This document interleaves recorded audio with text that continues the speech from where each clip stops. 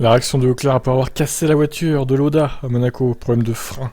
Apparemment, pour Charles, vous avez tous vu passer cette vidéo, j'imagine, au Monaco historique. Donc il y a même une interview. Écoutez, je vais vous la montrer directement.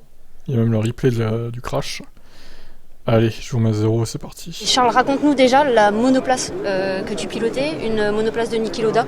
Quelles sont les sensations au volant? Déjà, quel honneur, c'est exceptionnel. Au volant, c'est vraiment exceptionnel.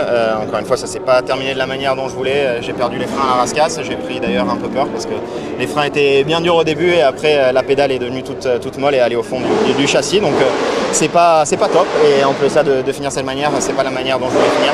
Mais honnêtement, les sensations avant ça étaient juste exceptionnelles. Donc, j'ai pris vraiment beaucoup de plaisir. C'est vraiment un musée à ciel ouvert là, de voir toutes ces monoplaces et puis l'évolution au niveau de l'aérodynamie, au niveau aussi de la sécurité, etc. C'est fou. Ah oui, complètement, et au niveau des freins aussi.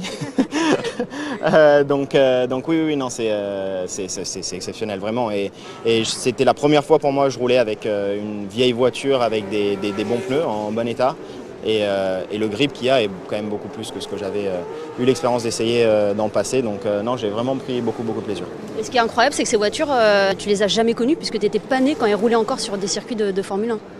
Non, absolument pas. Je les ai vus à la télé, dans les documentaires que j'ai regardés, parce que je suis un grand fan de Formule 1 en général. Et donc oui, non, ça fait plaisir d'avoir pu les conduire.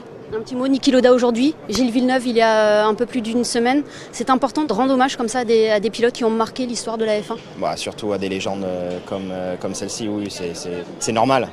C'est normal, ils font partie de l'histoire de la Formule 1, de Ferrari. Et je suis très heureux de pouvoir d'avoir la chance de conduire dans ces voitures-là. Un dernier mot sur la saison, Charles, ça a très bien commencé pour toi. On est à une quinzaine de jours là, de Monaco, c'est un petit avant-goût. On sait que tu as l'habitude de rouler ici, mais comment tu te sens là? Ah non, c'est exceptionnel d'avoir commencé la saison de cette manière, surtout après les deux dernières saisons qui ont été très compliquées. Mais bon, c'est que le début de la saison, donc il reste encore beaucoup de courses. J'espère enfin être chanceux à Monaco après les dernières années où la chance ne m'a pas toujours souri. Mais bon, voilà, j'espère que cette année c'est la bonne et qu'on réussira à avoir une bonne saison jusqu'à la fin. Alors la chance à Monaco, c'est pas gagné, hein, Charles, vu ce que tu as fait là. Bon, c'est pas de sa faute, après un problème mécanique de frein, apparemment. En espérant qu'il n'y ait pas de problème mécanique dans sa saison 2022. Hein. Voilà pour l'interview de Charles Leclerc. C'était ce week-end à Monaco. Ciao.